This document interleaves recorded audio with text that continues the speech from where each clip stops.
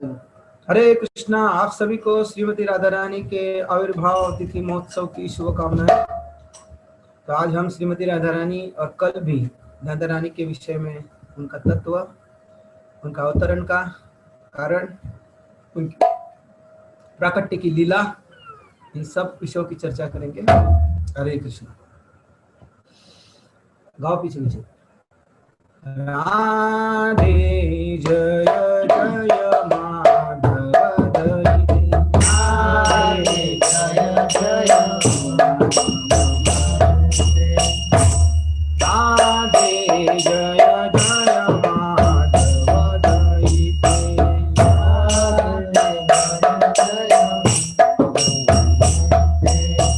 गोकुल तारुणी मंडल मोहिते। गोकुल तारुणी गोकुल तारुणी मंडल मोहिते।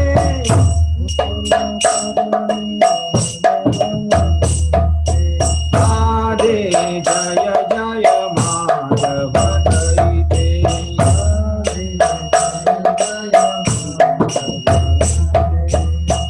दामोदर राती वरदन वेशे। दामोदर राती वरदन वेशे। हरि स्तुत वृंदावितीरे। हरि स्तुत वृंदावितीरे। राधे जय जय माधव दयिते।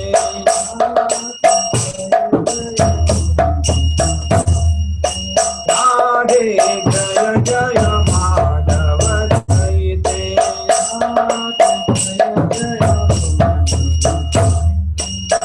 वृषभानुदाते नव शशि लेके। वृषभानुदाते वृषभानुदाते नव शशि लेके। वृषभानुदाते नव शशि लेके। ललिता सखी गुना रमित विशाखे। ललिता सखी गुण रमित विशाखे। राधे जय जय माधव दयिते। राधे जय जय माधव दयिते। करुणां कुरुमयि करुणा भरीते। करुणां कुरुमयि करुणा भरीते। सनक सनातन वरनित चरिते। सनक सनातन सनक सनातन वरनित चरिते।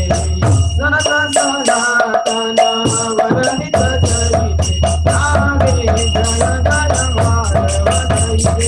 राधे जय जय माधव दयिते।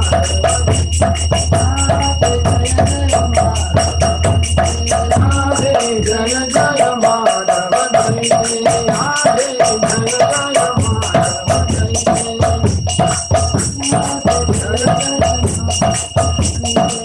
गोकुल तारुणी मंडल मोहिते। गोकुल तारुणी मंडल मोहिते। राधे जय जय माधव दयिते।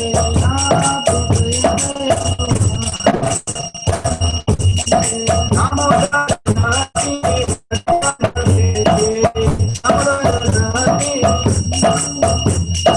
दामोदर राती वरदन वेशे। दामोदर राती हरि स्तुत वृंदावितीरे। हरि स्तुत वृंदावितीरे। राधे जय जय माधव दयिते। वृषभानुदाते नव शशि लेके। वृषभानुदाते नव शशि वृषभानुदाते नव शशि लेके। वृषभानुदाते नव शशि लेके। ललिता सखी गुण रमित विशाखे। ललिता सखी गुण रमित। राधे जय जय माधव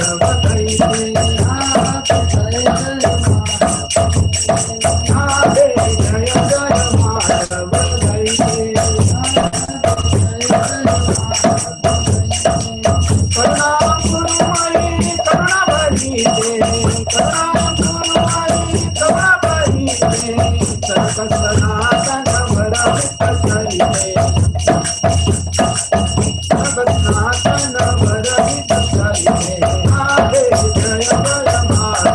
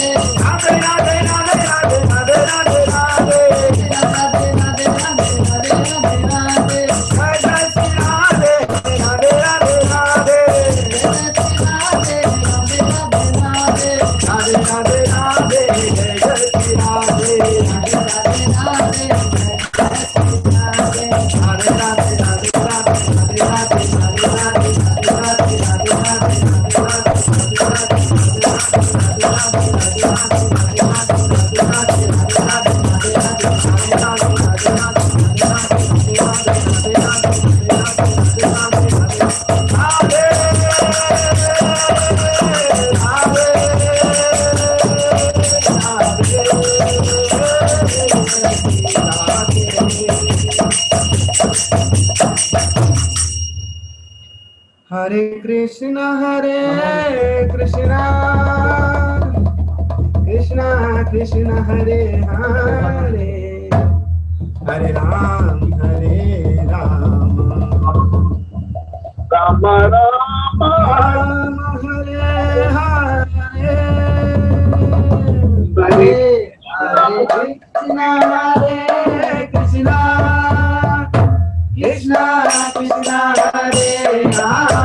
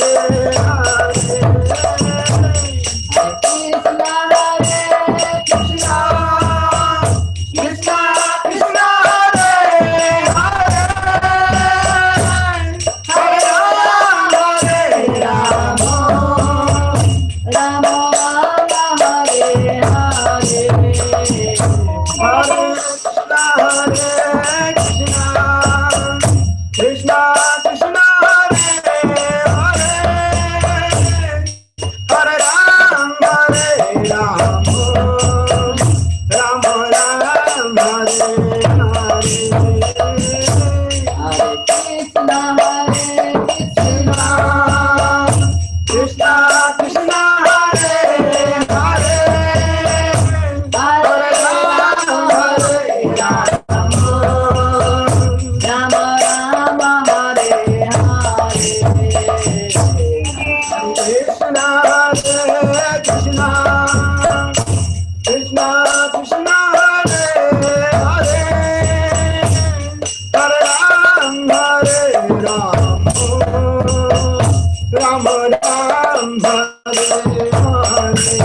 Hare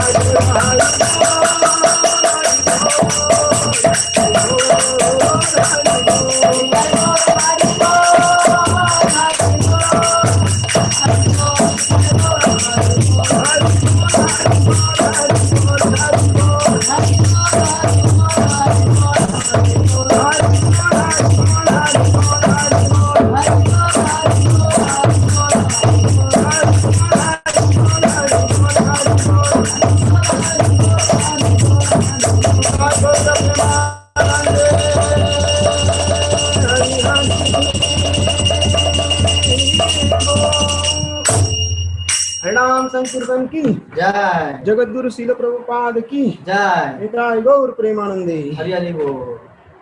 हरे कृष्ण। हरे कृष्ण। धन्यवाद।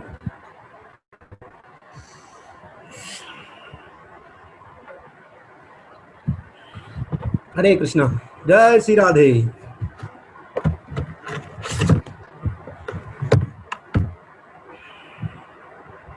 तो कल श्रीमती राधा रानी का प्राकट्य दिवस,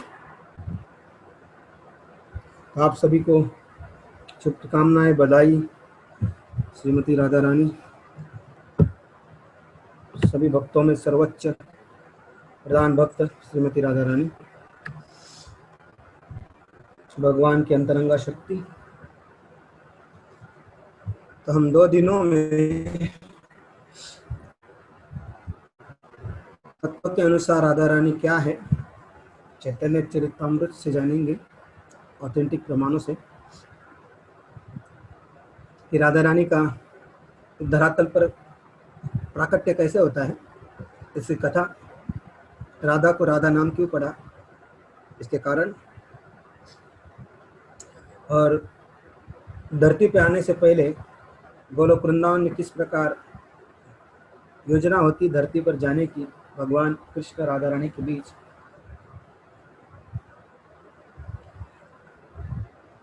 तो इस प्रकार इन सारी तत्व चर्चाओं को हम 2 दिनों के अंतर्गत करेंगे। तो आज हम पहले चैतन्य चरितामृत में श्रीमती राधा रानी के तत्व को जानेंगे कि राधा कौन है और चैतन्य महाप्रभु ने क्यों राधा रानी के भाव को, राधा रानी के रूप को धारण किया, उसके कारण।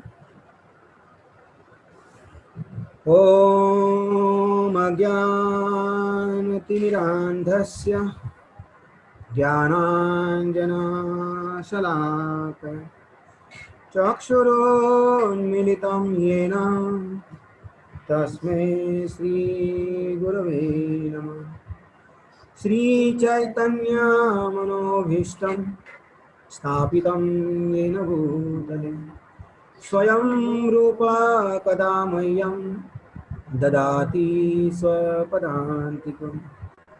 वन्देऽहं श्रीगुरु श्रीयुतापदकमलं श्रीगुरून् वैष्णवांश्च श्रीरूपां साग्रजातं सहगना रघुनाथान्वितं तं सजीवम् साद्वैतं सावधूतं परिजनसहितं कृष्णचैतन्यदेवं श्रीराधा कृष्णपादान् सहगना ललिता श्रीविशाखान्वितां नमो विष्णुपादाय कृष्णपृष्ठाय भूतले श्रीमते लोकनाथ स्वामीति नाम। नमो विष्णुपादाय कृष्णपृष्ठाय भूतले श्रीमते भक्तिवेदांत स्वामीति नाम। नमस्ते सरस्वते देवी गौरवाणी प्रचारिणे निर्विशेष शून्यवादी पाश्चात्यदेशतारिणे वाञ्छाकल्पतरुभ्यश्च कृपा सिन्धुभ्येव च पतितां पावनेभ्यो वैष्णवेभ्यो नमो महावदान्याय कृष्णप्रेमप्रदायते कृष्णाय कृष्णचैतन्य नाम्ने गौरक्षे गुरवे गौरचन्द्राय राधिकाय तदालये कृष्णाय कृष्णभक्ताय तदभक्ताय नमो नमः नित्यानंद नमस्तुभ्यं प्रेमानंदप्रदायिने कलोकल्मषनाशाय जानवे पते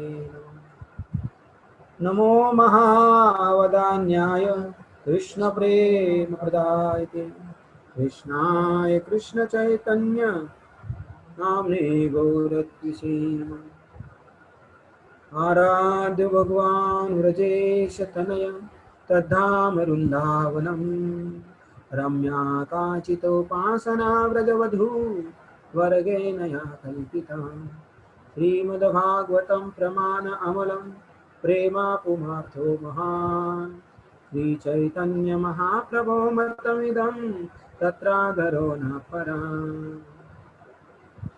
हे कृष्ण करुणा सिंधु दीनबंधो जगत्पते गोपेश गोपिका कांत राधा कांत तप्त कांचन रांगी राधे वृंदावनेश्वरी वृषभानुसुते देवी प्रणमामि हरिप्रिय नीलाचल निवासाय नित्याय परमात्मने बलभद्र सुभद्राभ्यां जगन्नाथाय ते जय श्री कृष्ण चैतन्य प्रभु नित्यानंद श्री अद्वैत गदाधर श्रीवासादि गौर भक्तवृंद हरे कृष्णा कृष्णा कृष्णा हरे हरे हरे राम राम राम हरे हरे हरे कृष्णा कृष्णा कृष्णा हरे हरे हरे राम राम हरे हरे हरे कृष्णा कृष्णा कृष्णा हरे हरे हरे राम राम हरे हरे हरे कृष्ण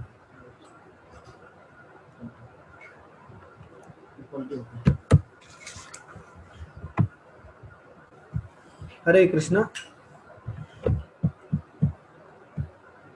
तो सर्वप्रथम तो हम राधा रानी के चरणों में क्षमा प्रार्थना करते हैं क्योंकि उनके विषय में बोलना अर्थात एक प्रकार से अपराध माना जा सकता है, क्योंकि महाराज जी कहते हैं श्रीमद् भागवतम में स्वयं सुखदेव गोस्वामी भी राधा रानी के विषय में नहीं बोले, बस एकाधिक दो श्लोक में अंतर्गत भी स्पष्ट रूप से उच्चारण नहीं किया। परंतु सुखदेव गोस्वामी मुक्त आत्मा थे, उसके पीछे कारण था कि वो यदि बोलने जाते तो भागवतम स्टॉप हो जाता, वो भाव विभोर स्थिति में चले जाते, वो परीक्षित महाराज का उद्धार जो था वो रह जाता। ये कारण था। वास्तव में है ही राधा तत्व इतना गहन और इतना प्रेममयी, परंतु हम लोग अशुद्ध होने के कारण हमारे ऊपर कोई असर नहीं पड़ता है। हमारा हृदय पत्थर से कठोर है, नाना अनर्थों से भरा है, विकारों से भरा है, इसी कारण हम कितना भी राधे राधे राधे बोले कोई फर्क नहीं पड़ता। मैं सुन रहा था एक कथा जिसमें कहा कि हमें चैतन्य महाप्रभु ने हरे कृष्ण का बोलने को क्यों कहा, क्यों राधा कृष्ण नहीं बोलने के लिए कहा। तो बताते हैं कि कोई बड़ा व्यक्ति का नाम समझ लीजिए जगन्नाथ है, तो उसके घर वाले उस व्यक्ति को जग्गू जग्गू करके बुलाते हैं, जग्या जग्गू, प्रेम से, उद्धटता से नहीं, प्रेम से बुलाते हैं। तो उसी प्रकार वृंदावन में श्रीमती राधा रानी को राधा रानी नहीं बुलाते, क्योंकि उससे सब प्रेम करते, इसलिए क्या बुलाते, राधे राधे, है ना। अभी जगन्नाथ का यज्ञ हो गया है, जैसे किसी का नाम राहुल है, राहुल्या हो गया है, तो ऐसे अपभ्रंश कर देते, वो गलती से नहीं करते या उद्धटता से नहीं करते, प्रेम के वश। हम प्रेम से पुकारते ना किसी व्यक्ति को, अपने जिसे प्रेम करते हैं उसको बड़ा शॉर्ट नाम से पुकार लेते हैं। उसी प्रकार राधा को राधे करके पुकारते हैं। तो ये वृंदावन में होता है, वृंदावन से बाहर कभी आप नहीं सुनेंगे राधे राधे, केवल वृंदावन में ही राधे राधे बोला जाता है। तो उसी प्रकार चैतन्य महाप्रभु जानते थे कि कलयुग में केवल राधा का नाम पुकारने से कृष्ण आकर्षित होते हैं और कृष्ण का नाम पुकारने से राधा आकर्षित होती है। तो भगवान श्री कृष्ण संपूर्ण रूप से राधा रानी को अति प्रिय है। अब राधा रानी कृष्ण को बहुत प्रिय, दोनों एक दूसरे के बिना नहीं सकते। राधा कृष्ण एक आत्मा दुही देह धरी, चैतन्य चरितामृत में वर्णन है, अन्योन्य विलसे रस आस्वादन करी। राधा तथा कृष्ण एक ही है, किंतु उन्होंने दो शरीर धारण करके रखे। इस प्रकार वो प्रेम रस का आस्वादन करते हुए एक दूसरे का उपभोग करते। मतलब राधा कृष्ण दो अलग अलग नहीं है। हम बद्ध जीव भौतिक जगत में भौतिक दृष्टि के कारण स्त्री और पुरुष में भेद करते हैं, परंतु आध्यात्मिक जगत में स्त्री और पुरुष ऐसा किसी प्रकार का भेद नहीं है। इसलिए हमारे अंतर स्त्री के प्रति अलग भाव आता है, पुरुष के प्रति अलग भाव आता है। लेकिन ये दोनों तत्व एक ही होने के कारण क्या बोला है, दो देह धरी, एक आत्मा है, दो देह धरा है, धारण किया है। इसलिए दोनों का विचार अलग अलग हो ही नहीं सकता है, राइट। तो राधा रानी स्वयं भगवान कृष्ण है, तो क्यों राधा रानी को प्रकट किया? भगवान तो आत्माराम है, अपने आप में रमण करने वाले, उन्हें किसी और की आवश्यकता नहीं है। तो उदाहरण के लिए कोई बड़ा धनाढ्य व्यापारी है, बड़े बड़े बंगले, गाड़ी, नौकर, सब कुछ है, लेकिन जब वो घर आता है और उसे कोई प्रेम से उसका नाम पुकार कोई पूछने वाला नहीं होता है, तो क्या फायदा इस धन संपत्ति का? तो उसी प्रकार व्यक्ति घर में जितना अधिक धनी होता है, उसका देखिए सारे क्रियाकलाप बहुत लोगों से भरे होते हैं। जैसे वो कोई शादी विवाह भी करता है, बर्थडे पार्टी भी मनाता है, तो अधिक से अधिक लोगों को एकत्रित करता है। आप देखते होंगे अंबानी, मुकेश अंबानी जब कोई पार्टी करता है तो बड़े बड़े फिल्म स्टार, क्रिकेट स्टार, राजनेता, इन सबको बुलाता है। क्यों? तो आनंद का वर्धन करना चाहता है। तो आनंदोमय अभ्यासात एक सूत्र है, इसका अर्थ है आनंदोमय अभ्यासात। तो आनंद का अधिक वर्धन अधिक मात्रा में अधिक लोगों के साथ करने के कारण और द्विगुणित हो जाता है, मतलब दुगना हो जाता है। आप केक खाएंगे अकेले में और वो बांट के खाएंगे तो आनंद अलग आता है, राइट। एक खाने में थोड़ा आपको संतुष्टि मिलेगा, लेकिन वही केक आदि बर्थडे के दिन सभी दोस्तों के बीच में यदि काटते और बर्थडे मनाते तो वो आनंद द्विगुणित हो जाता है। उसी प्रकार भगवान भी जब अपने इस प्रेम रस का आनंद और अधिक लेना चाहते हैं, तो वो अपने से ही श्री स्वरूपा श्रीमती राधा रानी को प्रकट करते हैं। और श्रीमती राधा रानी भगवान की अंतरंगा शक्ति है, 3 शक्तियों में से, हम उसकी भी चर्चा करेंगे। और गोपाल तापनी उपनिषद में वर्णन है इस श्लोक का कि राधा रानी के ही अंश स्वरूप जितनी देवियां हैं वो राधा रानी का अंश स्वरूप है। लक्ष्मी हो, पार्वती हो, दुर्गा हो, जितने भी श्री स्वरूपा देवियां है संसार में, वो श्रीमती राधा रानी का ही अंश स्वरूप है। और जितने भी भगवान के अवतार है वो कृष्ण स्वरूप में सारे अवतार है। जितने नारायण स्वरूप है, बलदेव है, पहला चतुर्व्यूह, संकर्षण, अनिरुद्ध, प्रद्युम्न, वासुदेव, और जितने भी नारायण अवतार है, भगवान विष्णु ने, शिरोदक्ष विष्णु, जितने भी अवतार लेते सारे कृष्ण स्वरूप है। तो भगवान कृष्ण और राधा में कोई अंतर नहीं है। इसीलिए चैतन्य चरितामृत के आदि लीला में 4थे अध्याय में इस गुह्य कारणों को प्रकट किया है। लोगों के मन में प्रश्न उठता है कि राधा रानी का विवाह तो हुआ नहीं कृष्ण से, तो ये कैसे उनकी पटरानी बनी, या कैसे उनके साथ में वो ही रहती है, हाँ? और राधा तत्व का कोई भागवतम में उल्लेख ही नहीं है, तो क्यों हम कैसे माने राधा है ऐसा? एक काल्पनिक पात्र है। ऐसे कई लोगों के, हाँ, मायावादियों में हो या तार्किकों में हो या कर्मकांडियों में हो, ऐसे प्रश्न चिन्ह उत्पन्न होते हैं कि राधा के बारे में तो कोई लिखा ही नहीं इतना ज्यादा। लेकिन नहीं, स्कंद पुराण, ब्रह्म वैवर्त पुराण, पद्म पुराण, गर्ग संहिता, इन सारे शास्त्रों में राधा रानी के गहन तत्व की विस्तार से चर्चा हुई है। और चैतन्य महाप्रभु स्वयं इस राधा रानी के बारे में और इस राधा भाव के बारे में क्यों वो धारण किए, क्या कारण था उनको धारण करने का, इस वर्णन चैतन्य चरितामृत में स्वयं भगवान प्रकट करते। तो हम चैतन्य चरितामृत के उस श्लोक को पढ़ते जहां पर भगवान इस संसार में आने का मुख्य कारण बताते हैं। जैसे भगवान गीता में बताए 3 कारण, यदा यदा धर्मस्य, दुष्टों का विनाश करने, भक्तों की रक्षा करने और धर्म की स्थापना। ये तो बाह्य कारण है, ये तो भगवान विष्णु भी कर रहे हैं, कृष्ण को आने की जरूरत नहीं है। तो जब कृष्ण आना चाहते हैं तो जितने भी उनके अवतार है, चाहे विष्णु हो या विष्णु ने लिए हुए जितने भी अवतार है, वो सारे के सारे एकत्रित भगवान कृष्ण के अंदर समाहित हो जाते हैं। जब कृष्ण आते तब जितने भी भगवान के अवतार है या जितने भी उनके अंश कला अवतार है, एते चांस कला पुंस कृष्णस्तु भगवान स्वयं, भागवत में पहले स्पष्ट किया है, एते चांस कला पुंस कृष्णस्तु भगवान स्वयं इंदारी व्याकुलम लोके मूढ़यन्ति युगे युगे। तो कह रहे भागवत कि हम मूढ़ मतलब मूर्ख, बुद्धिहीन व्यक्ति, इंद्रियों के द्वारा भगवान को जानने का प्रयास करते हैं, तो मूढ़यन्ति युगे युगे, युगो युगो तक मूर्ख लोग अपने इंद्रियों से द्वारा भगवान कृष्ण को या भगवान कृष्ण के अवतारों को, कलाओं को, अंशों को नहीं समझ सकते। इसलिए भागवत स्पष्ट कह दिया, एते चांस कला पुंसम, एते च अंश, जितने भी अंश है उनके, जितनी भी कला है, जितने भी अवतार है, वो सब कृष्ण है।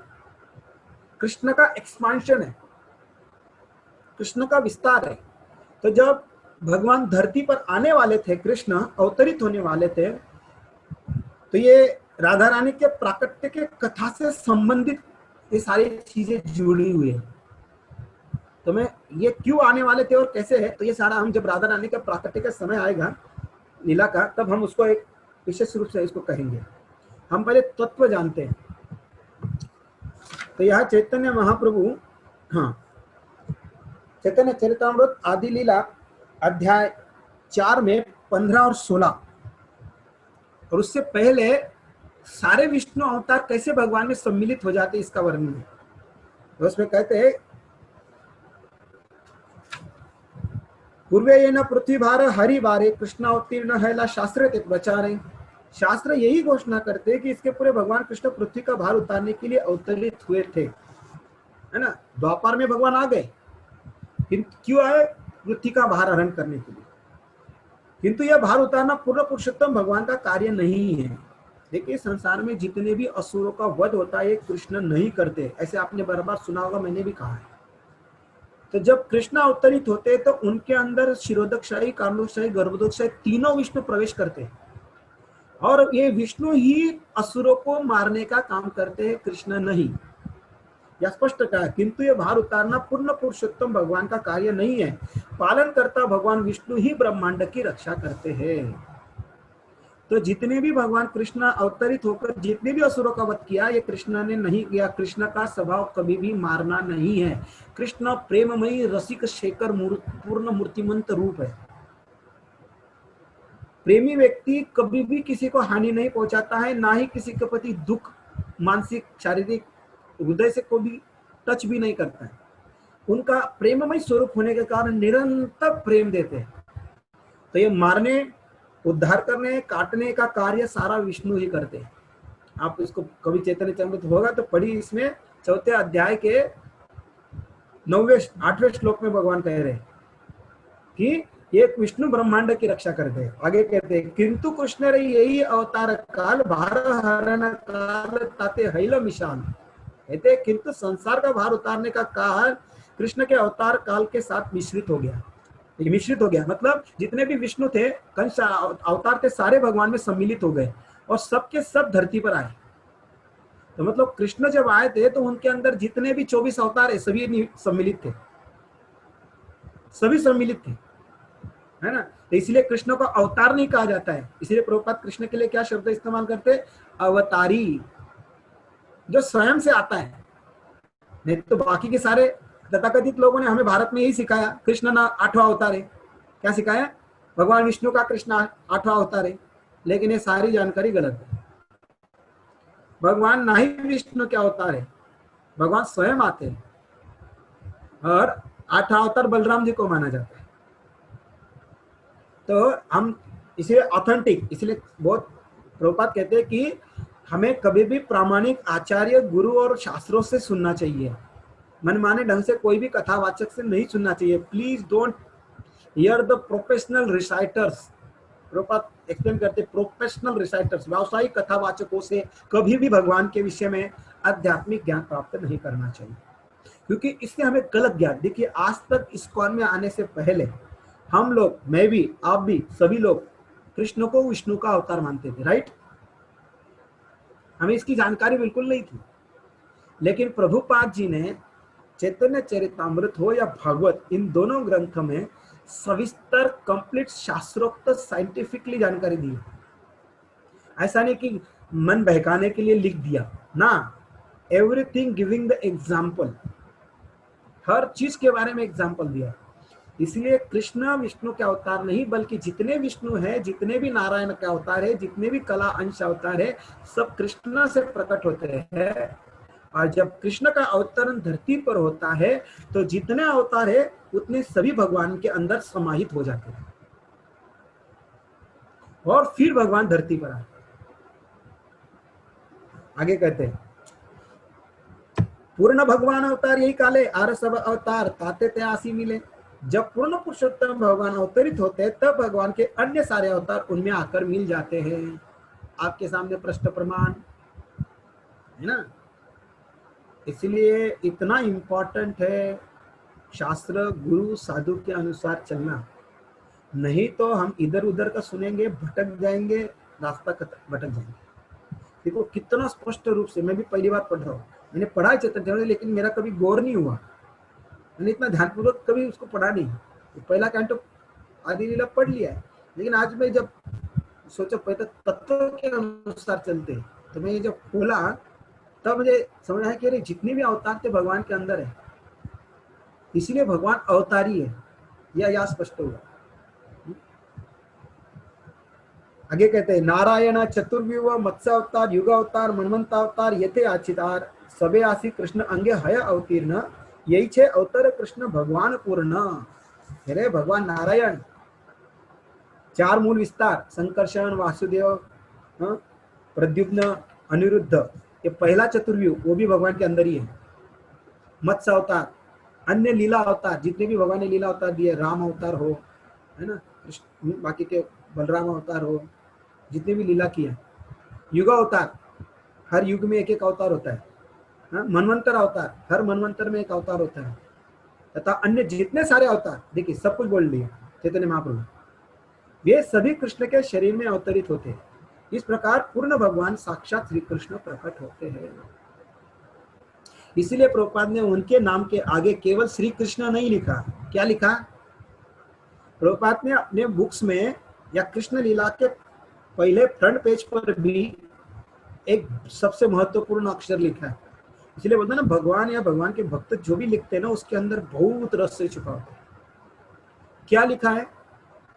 सभी लोग कथावाचक जितने भी कृष्ण बुक लिखा होगा उससे लिखे श्री कृष्ण, लेकिन प्रभुपाद ने क्या लिखा? किसको याद है? प्रभुपाद ने एक स्पेशल वाक्य लिखा है।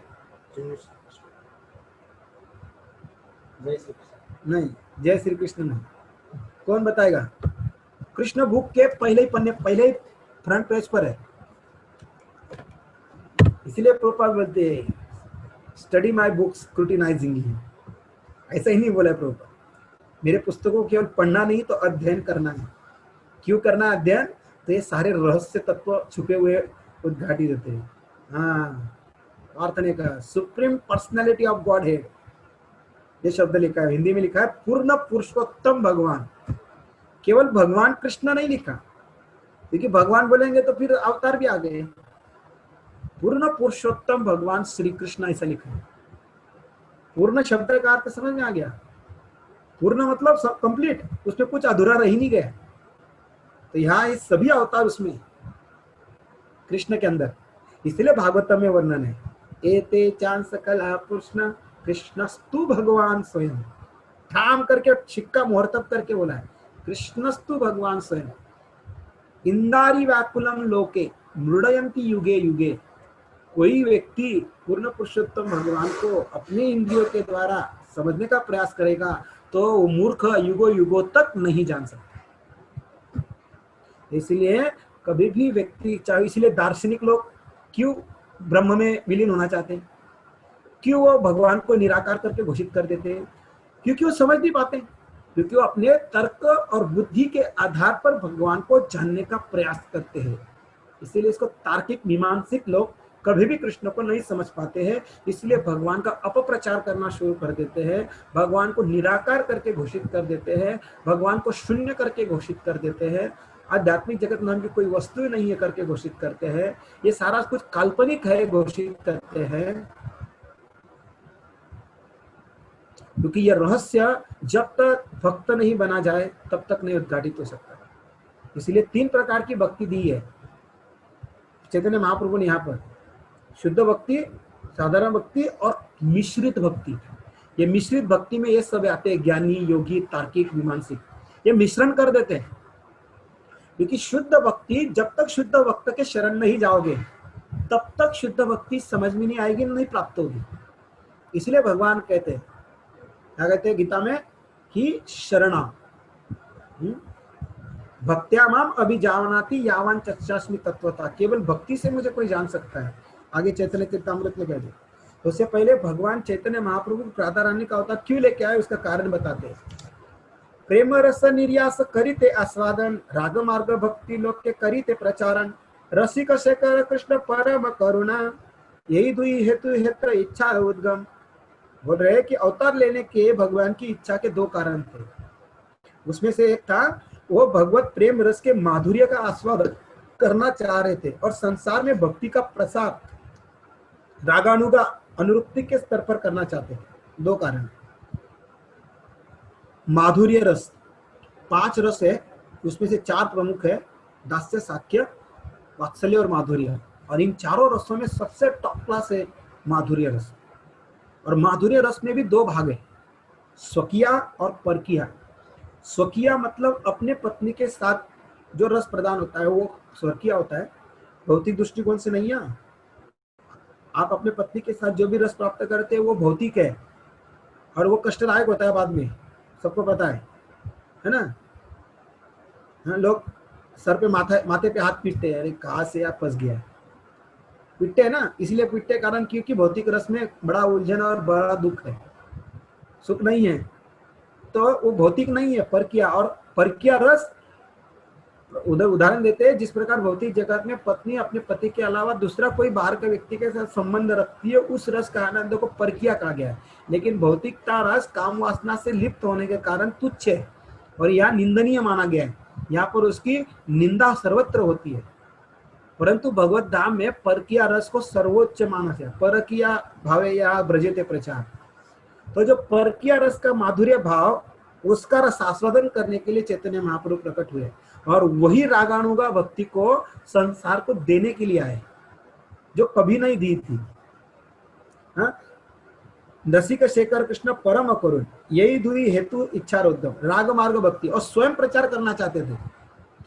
इसलिए चैतन्य महाप्रभु ने कृष्ण प्रेम भक्ति का सर्वोच्च प्रचार स्वयं किया और स्वयं भी उसका आचरण किया। इसलिए उन्होंने सर्वोच्च प्रेमा भक्ति परकिया भाव में जो सर्वोच्च भक्त श्रीमती राधा रानी, इनका भाव अंगीकार करने के पीछे यही कारण है कि उन्होंने उनका भाव और उनकी अंग कांति क्यों ली। इसलिए चैतन्य महाप्रभु अपने कृष्ण भगवान अपने स्वयं रूप में नहीं है। कृष्ण वर्ण तिशा कृष्ण सांगो पांगाष्ट पार्षदम, अतिशा कृष्ण कहा है, मतलब जिनका वर्ण कृष्ण का नहीं है, श्याम वर्ण नहीं है। तो चैतन्य महाप्रभु के रूप में राधा रानी के अंगीकार करने के पीछे कारण यही है कि जो राधा रानी कृष्ण या मुझे देखकर या मेरी सेवा करके या मुझे प्रसन्न करके जो माधुर्य रस का अनुभव करती है, वो इतनी प्रसन्न क्यों है। वो प्रसन्नता का अनुभव भगवान करना चाहते हैं।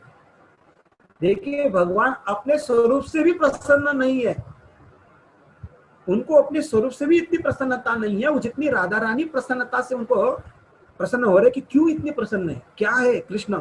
स्वयं भगवान भी अपने आप को नहीं जानते, उतनी राधा रानी जानती है। इसलिए राधा रानी 24 आवर्स हमारे लिए गिनती है राधा रानी की नहीं, वो तो सदैव भगवान के सेवा में कुछ भी अपेक्षा भाव से निरंतर कार्यरत। कारण यही है कि कृष्ण की संतुष्टि से जितना आनंद होता है उतना आनंद हमें अपने स्वयं के इंद्रियों को तुष्ट करने से नहीं होता है। जो भगवान भी स्वयं बोले कि मैं भी अपने आप को जितना नहीं जानता हूं उतनी राधा रानी मुझे जानती है, इसलिए भगवान राधा रानी के प्रति इतने आकर्षित है। मदन मोहन मोहिनी ये नाम इसीलिए पड़ा। तो ये श्रीमती राधा रानी क्या तत्व है ये जानेंगे, है ना, क्यों राधा रानी भगवान से इतना सेवा करती, इतना पसंद। तो राधा रानी ये सर्वोच्च सेवा का प्रतीक है। हाँ, राधा रानी तत्व है हमें सेवा। देखो आप जब भी कृष्णा इस्कॉन के मंदिर किसी भी जाएंगे तो वहां पर राधा तत्व, राधा रानी को सेवा भाव में स्थापित किया, एक हाथ ऐसा है। कारण श्रीमती राधा रानी हमें सिखा रही कि सदैव सर टू कृष्णा, कृष्ण को जितनी सेवा करेंगे उतने हम सुखी, आनंदी, परमानंदी होंगे। या कहते हैं ऐश्वर्य ज्ञान ते सब जग मिश्रित, ऐश्वर्य शीतल प्रेम नाही मोर प्रीत। यदि भगवान कह रहे हैं यदि कोई मुझे ऐश्वर्य समझकर, मैंने भगवान प्रभु ऐश्वर्य भाव से यदि समर्पित होता है तो मुझे बिल्कुल पसंद नहीं है। हम बोलते ना अरे भगवान शक्तिशाली व्यक्ति, बहुत ग्रेट है, बहुत महान है, इस भाव से लोग शरण में जाते हैं। हाँ, असुर लोग अरे वध कर देगा, इस भाव से शरण में जाते हैं। और तो भगवान बोलते हैं सारे ब्रह्मांड ऐश्वर्य भाव से पूरे थे, किंतु ऐसे ऐश्वर्य भाव से दुर्बल हुआ प्रेम मुझे संतुष्ट नहीं करता है। कोई व्यक्ति आपके डर के मारे शरण आता है ना, तो आपको प्रेम नहीं कर रहा है, वो डर के मारे आपकी सेवा कर रहा है। प्रेम अलग चीज है, प्रेम में भय नहीं होता है कि नहीं। तो भगवान नहीं चाहते कि कोई मुझे सुप्रीम पर्सनैलिटी गॉड हेड है, 6 ऐश्वर्य से पूर्ण है, सारा संपूर्ण ब्रह्मांड के नायक है, अनंत कोटि बड़े बड़े चमत्कार करते हैं, ऐसे महान व्यक्ति को मैं शरण जाता हूँ, तो ये ऐश्वर्य मिश्रित भाव हुआ। तो ऐसा भाव वाला प्रेम भगवान को प्रसन्न नहीं कर सकता, और ऐसा प्रेम बिल्कुल नहीं चाहिए। ऐसे प्रेम में जो वास्तविक, तो भगवान को कैसा प्रेम चाहिए, तो आगे लिखते हैं आमा के हमारे ईश्वर माने अपना के हीन, तारा प्रेमे वैसे आमी नाई अधीन। भगवान अपने आप को ईश्वर कहना अच्छा नहीं लगता उनको। देखिए भगवान को यदि कोई मुझे परमेश्वर समझता है और अपने आप को मेरे अधीन मानता है तो मैंने तो उसके प्रेम के अधीन होता हूं ना, न ही उसका प्रेम मुझे वश में कर सकता है। तो भगवान को, कृष्ण कभी भी अपने आप को भगवान मानना अच्छा नहीं लगता है। उन्हें प्रेम से अपना बेटा, अपना पुत्र, अपना प्रेमी, अपना सखा, है ना, ये कहना स्वीकार्य है। क्योंकि आप अपने पुत्र को जब पुत्र कहते हैं उसके पीछे प्रेम होता है, और उसके पीछे आप अपने पुत्र की सारी चिंताओं को भी करते हैं ना। जब बेटा बोलते हैं अपने बेटे को तो आपको सारी जिम्मेदारी लेनी होती है, उसको खिलाना, कपड़े लाना, स्कूल भेजना, फीस भरना, उसको कहीं गिर गया तो दुख को, कहीं लग तो नहीं गया तो उसकी चिंता। हाँ, वो गिरता है बेटा तो गिरने का ज्यादा दुख किसको होता है, बेटे को कम होता है, माँ को ज्यादा होता है ना। ठेस इधर लगती है, अरे बेटा गिर गया, लगा तो नहीं तुझे, करती माँ ही करती है, बेटा तो कुछ करता नहीं है इतना। तो इसके पीछे प्रेम भावना है। आप कभी मित्र एक साथ एक बड़े लंगोटियार है और कोई एक दूसरे मित्रों को मारता है ना, तो देखिए उसका सच्चा मित्र होगा ना, वो पहले जाके उसके ऊपर आक्रमण करेगा।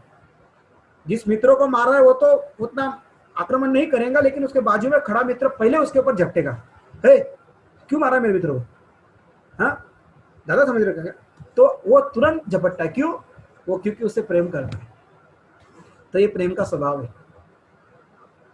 प्रेम का वास्तविक स्वभाव है अपने प्रेमी को सदैव सुख में देखना।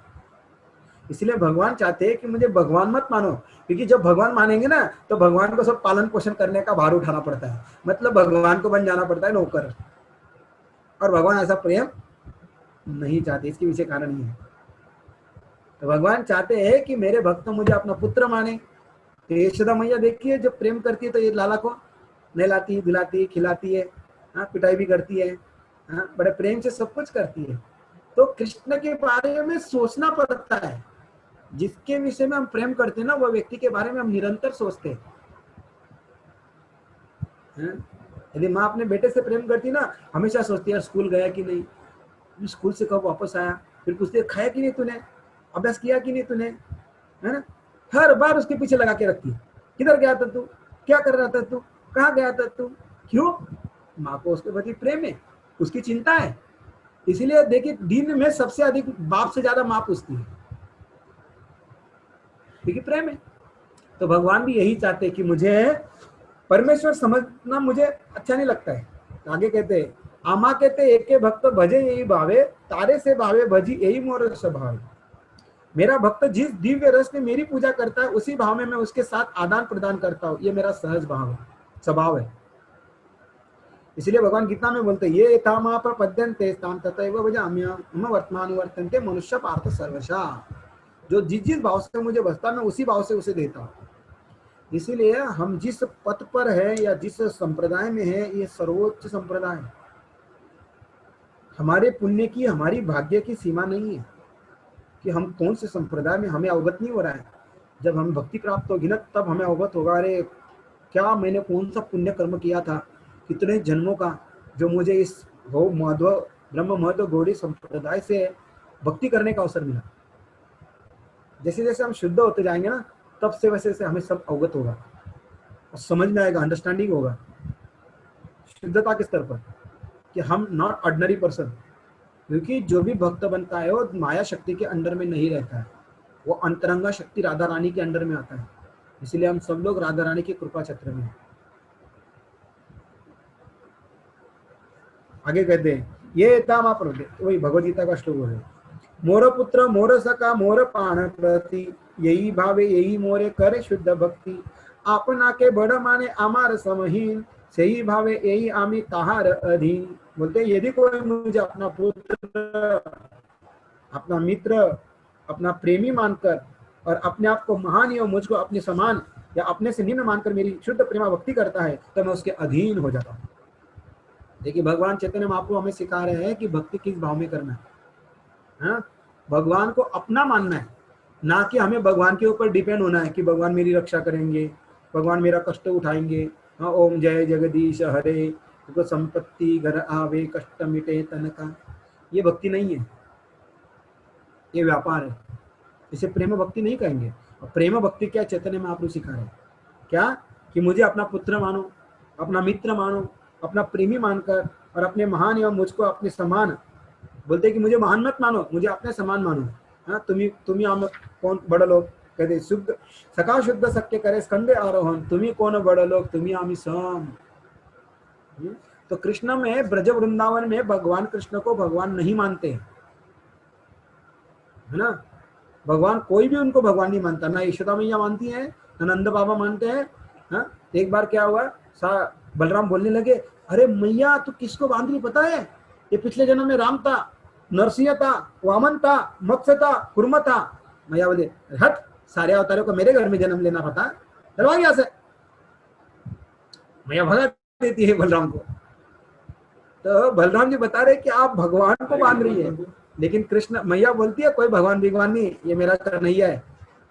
तो ये भाव है, भगवान को अति सुख देता है, अति आनंद देता है, और यही भाव में भक्ति भगवान चाह रहे। इसीलिए बोल रहे मुझे अपना पुत्र मित्र प्रेमी मानकर अपने महान एवं मुझको समान या अपने से निम्न मानकर मेरी शुद्ध प्रेमा भक्ति करता है, तो मैं उसके अधीन हो जाता हूँ। इसलिए हमें वो प्रेमा भक्ति डेवलप करनी है, जिस भाव में करनी है, 4 भाव में से साक्य, दास्य, वात्सल्य, माधुर्य। हमारा संप्रदाय तो हमें माधुर्य भाव ही सिखाता है। हमारे जितने भी आचार्य सब मंजिरी है, अनंग मंजिरी, रूप मंजिरी, राग मंजिरी, तो ये सारी मंजिरी है। तो हमारा संप्रदाय पूरी तरह से माधुर्य भाव के अंतर्गत आता है। तो 3 भक्ति है, साधारण भक्ति, शुद्ध भक्ति और मिश्रित भक्ति। तो प्रभुपाद वर्णन कर रहे हैं ज्ञान योग, कर्म योग, ध्यान योग का भी वर्णन। ये योग अर्थ परमेश्वर से जुड़ना जो केवल भक्ति के माध्यम से संभव है। तो इन लोगों को मिश्रित भक्त कहा जाता है। ज्ञानी, कर्मी, योगी, इस मार्ग से जो जुड़ता है ना, भगवान गीता में बोलते हैं चतुर्विधा भजन्ते मां अर्थार्थी ज्ञानी च जिज्ञासु भरतर्षभ। तो ये सब कर्म मिश्रित भक्ति है, शुद्ध भक्त नहीं है। शुद्ध भक्त का स्तर यह है कि जब वो भगवान को अपना मानेगा, यहाँ पर ज्ञान के आधार पर भगवान की भगवत्ता को मानते, योग के आधार पर भगवान को भगवत्ता मानते, कर्मकांड के आधार पर भगवत्ता की स्वीकार करते हैं। तो ये कुछ भगवान के बाह्य रूपों को मानकर भगवान मानते हैं, लेकिन प्रेम भक्ति में सब मित्र, पुत्र, प्रियकर इस रूप में और स्वामी के रूप में। तो ये अंतर है प्रेम भक्ति में, शुद्ध भक्ति में और मिश्रित भक्ति में। कर्म मिश्रित, ज्ञान मिश्रित, योग मिश्रित, इनमें मिश्रण है। मिश्रण दो चीजों का मिश्रण होता है ना। दो चीज मिलाकर कुछ चीज बनाई जाती है। जैसे मधुपर्क बनाया जाता है, मधु और दही दोनों को मिला दो तो मधुपर्क बनता है। तो मिश्रण होने के कारण उसका ओरिजिनल टेस्ट नहीं आता है। उसी प्रकार भक्ति में यदि मिश्रण होगा, हम कुछ कामना रख के भक्ति करेंगे तो मिश्रण है, वह शुद्ध प्रेम प्रकट नहीं होगा। तो हमें ना ज्ञान की कामना करनी है, ना भौतिक संसाधनों की कामना करनी है, ना बड़ी योग सिद्धियों की कामना करनी है, ना मुक्ति की कामना करनी है। इसीलिए बोलते हैं भुक्ति मुक्ति सिद्धि कामी सकले अशांत, कृष्ण भक्त निष्काम अतएव शांत। तो कौन शांत है? जिसके अंदर ज्ञान पाने की कामना नहीं है, जिसके अंदर योग सिद्धियां पाने की कामना नहीं है, जिसके अंदर मुक्ति पाने की कामना नहीं है, जिसके अंदर भौतिक भोग संसाधन, गाड़ी बंगला नौकर चाकर बैंक बैलेंस अमेरिका स्वर्गलोक, ये कामनाएं नहीं है। तो इन सारी कामनाओं को, इच्छाओं को त्यागना होगा और भगवान को अपना मानना होता है। मेरा कृष्ण बेटा, मेरा कृष्ण मित्र, मेरा कृष्ण मेरा प्रियकर, मेरा पति, ये भाव को मानकर हमें कार्य करना है। इसलिए इस्कॉन में यही सिखाया जाता है, या गौड़ी वैष्णव में यही सिखाया जाता है, कृष्ण को मान।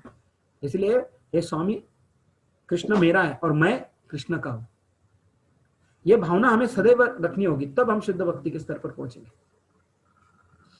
कामना रखेंगे तो फिर पता नहीं कितने युग लग जाएंगे। मयि भक्तिर्हि भूतानां अमृतत्वाय कल्पते दिष्टायादि सन्मत्सेनो भवति नाम मदपानम। जीव द्वारा मेरे प्रति की गई भक्ति उनके सनातन जीवन को पुनर्जीवित करती है। ब्रज बालाओं, मेरे प्रति तुम्हारा स्नेह तुम्हारा सौभाग्य, क्योंकि ऐसी एकमात्र साधन से तुम लोगों ने मेरा अनुग्रह प्राप्त किया है।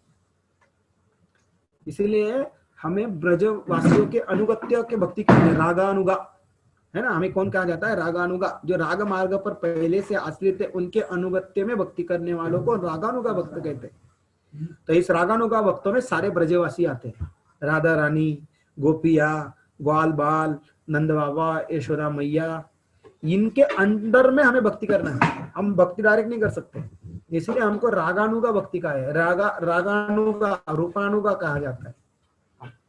भाव भक्त, साधना भक्ति के बाद रागानुगा भाव आता है, और रागानुगा के बाद भाव से भी प्रेम आता है।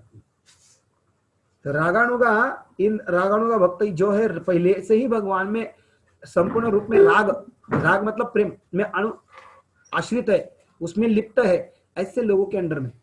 तो उसमें से श्रीमती राधा रानी सर्वोच्च प्रेम की प्रतीक, माधुर्य प्रेम, और उसमें भी परकिया भावे यहाँ ब्रजेते प्रचार। तो भगवान उसी परकिया रस को वृंदावन में बिखरने के लिए आए थे, और उस परकिया रस की सर्वोच्च प्रतीक श्रीमती राधा रानी। तो सोच सकते हैं कि Shrimati Radha Rani not ordinary person, कोई सामान्य व्यक्तित्व नहीं है। इसलिए हमें केवल जो लिखा है उसे ग्रहण करना है, उसी के अनुसार चलना है, बुद्धि लगाने का प्रयास नहीं करना है। जब शुद्ध होगी तब अंडरस्टैंडिंग करेंगे, लेकिन अभी चैतन्य महाप्रभु जो हमें सिखा रहे हैं वही हमें सीखना है।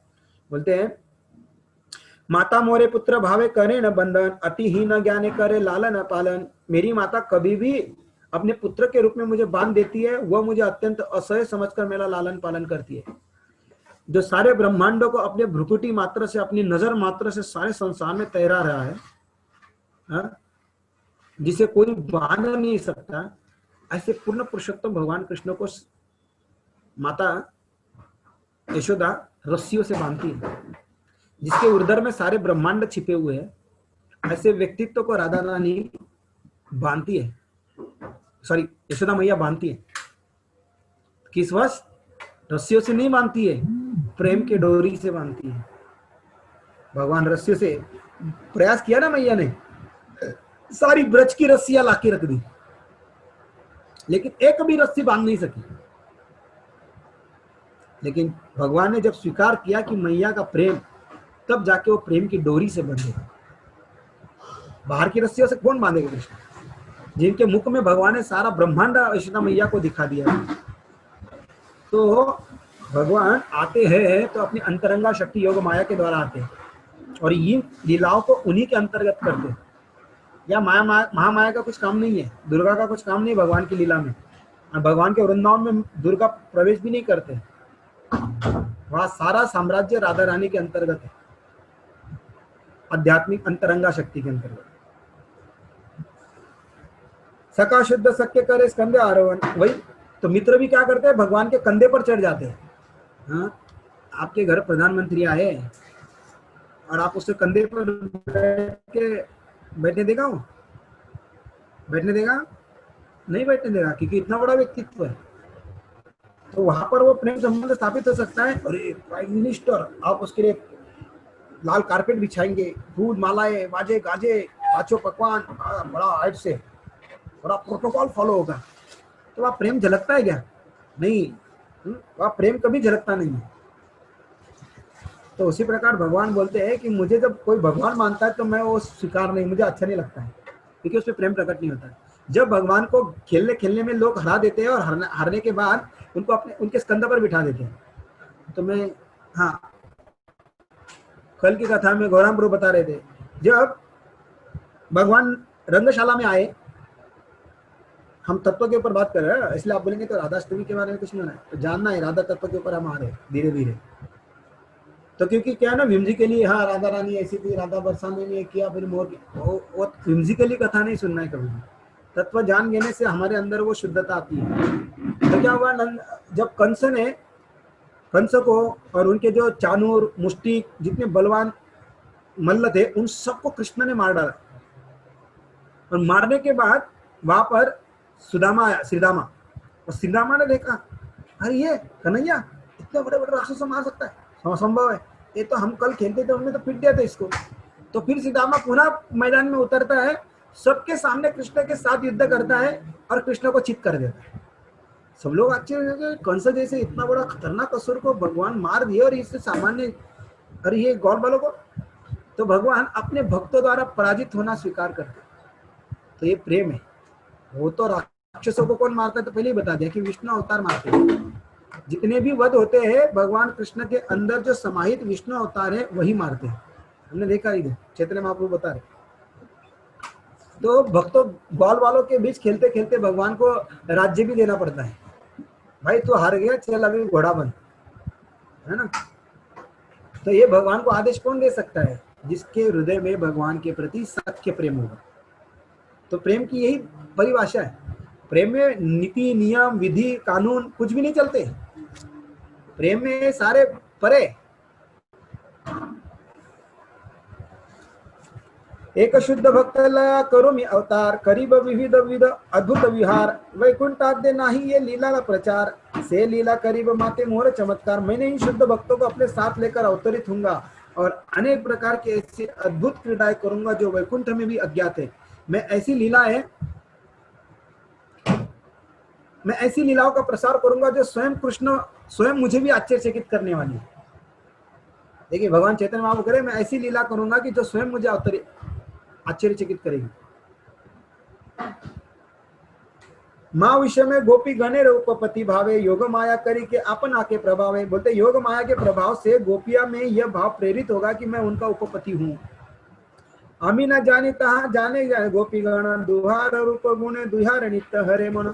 इसने तो गोपियां जान सकेंगे ना मैं, क्योंकि हमारे मन सदैव एक दूसरे के सौंदर्य तथा गुणों पर मोहित होंगे। उसमें मेन प्रमुख कारण आगे बताते हैं।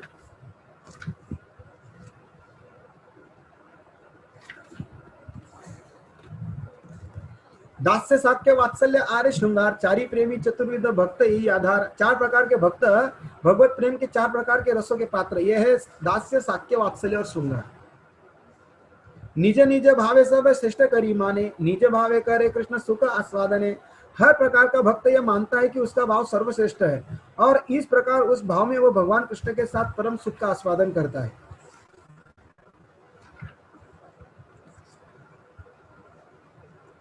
प्रौढ़ निर्मल भाव प्रेम सर्वोत्तम, कृष्णेर माधुर्य रस आस्वादन कारण उनका शुद्ध परिपक्व प्रेम अन्य सभी प्रेम के पार को कर जाता है। उनका प्रेम कृष्ण द्वारा माधुर्य रस की मधुरता का आस्वादन किए जाने के कारण है। इसलिए गौरांग महाप्रभु ने जो साक्षात श्री हरि है, राधा के भावों को स्वीकार किया और इस तरह अपनी निजी इच्छा की पूर्ति की। सनातन गोस्वामी के रूप गोस्वामी के स्तवमाला से 2 श्लोक लिए जहां पर मेन भाव के बारे में वर्णन है। रूप गोस्वामी करते हैं।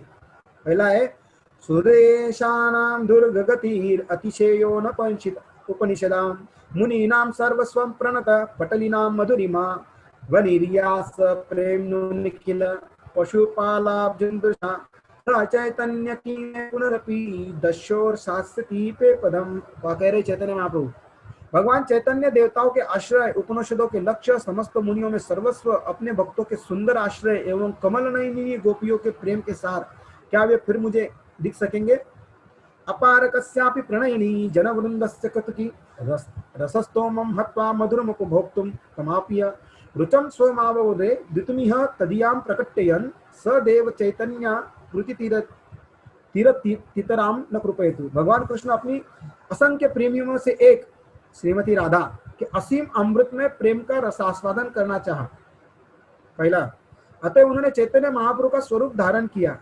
उन्होंने अपने कृष्ण वर्णों को छिपाकर श्री राधा का तेजोमय गौर वर्ण अर्थात पीत वर्ण धारण कर उस प्रेम का आस्वादन किया। वे भगवान चैतन्य हमें अपना अनुग्रह प्रदान करें।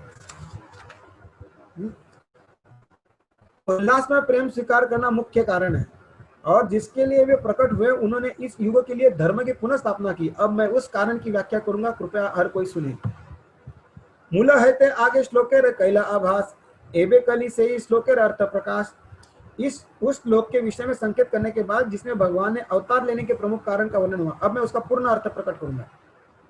अभी वास्तव में भगवान चैतन्य महाप्रभु पीत वर्ण धारण करके राधा प्राव अंगीकार करके क्यों अवतरना उसका कारण बताया। तो चैतन्य महाप्रभु स्वयं कौन है? राधा रानी, राधा कृष्ण दोनों है।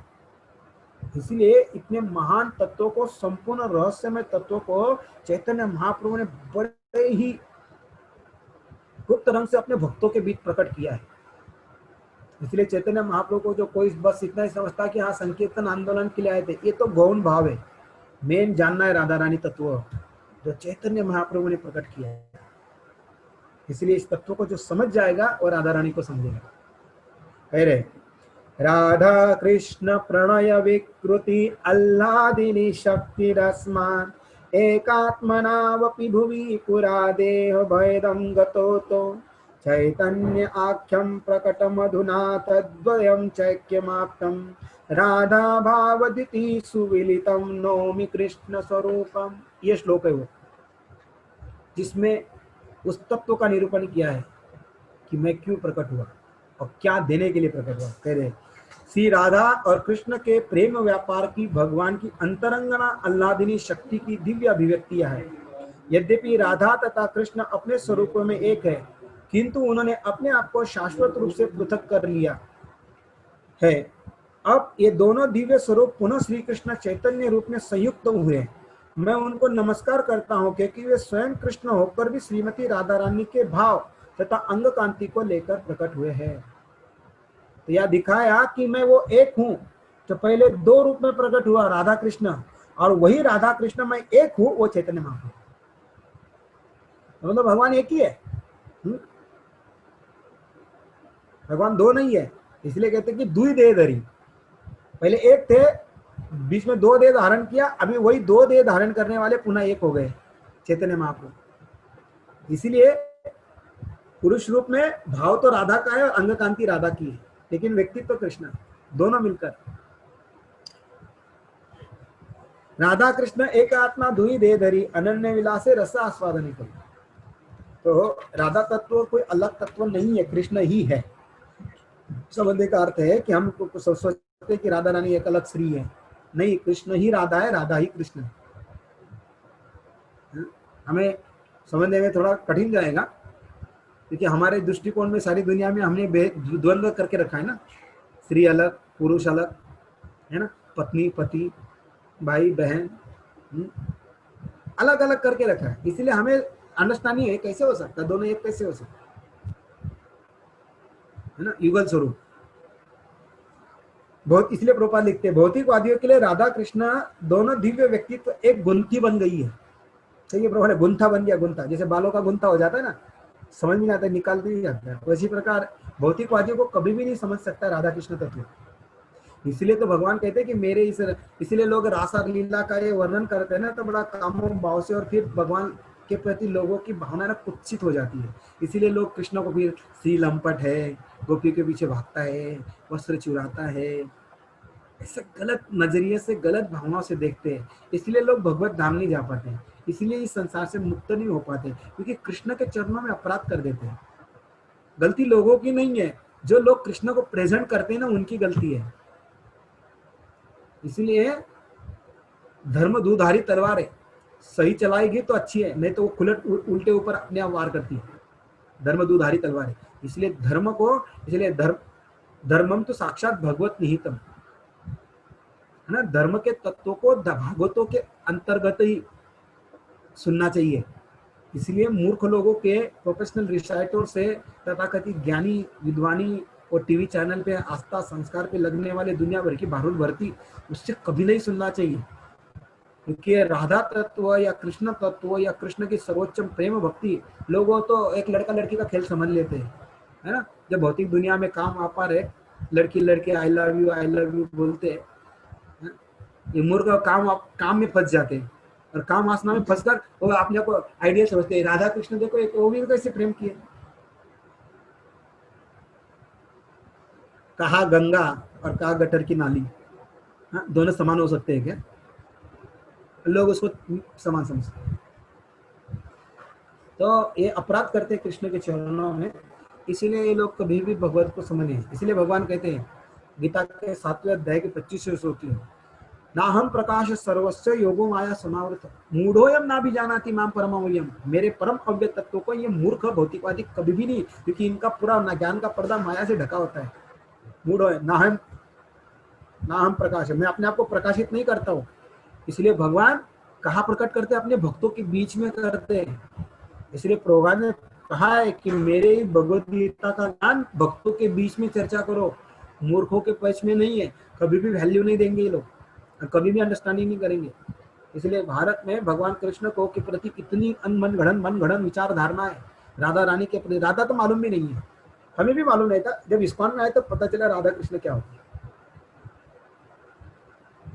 तो ऐसी गला, इसलिए प्रभुपाद कह रहे हैं श्री स्वरूप दामोदर गोस्वामी डायरी से उद्धृत राधा कृष्ण का उपरिक्त विवरण संक्षिप्त व्याख्या है, किंतु इन दोनों महान व्यक्तियों के रहस्य को समझने के लिए महान आध्यात्मिक अंतर्दृष्टि चाहिए।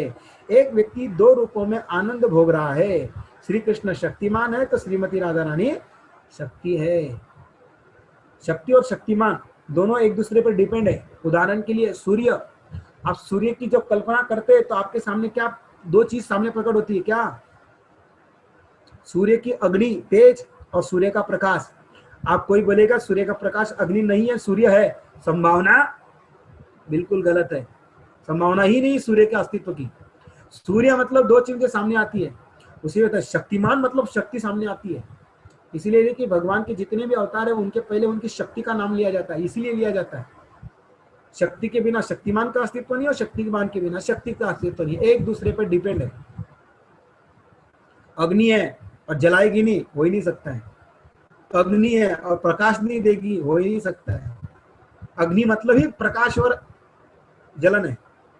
उसी प्रकार भगवान मतलब शक्ति, शक्तिमान मतलब शक्ति। इसलिए राधा कृष्ण सीता राम लक्ष्मी नारायण, शक्ति को पहले लगाना ही होगा, शिव पार्वती, तो शक्ति और फिर शक्तिमान का अस्तित्व, दोनों एक दूसरे पर डिपेंड, अलग भी नहीं कर सकते।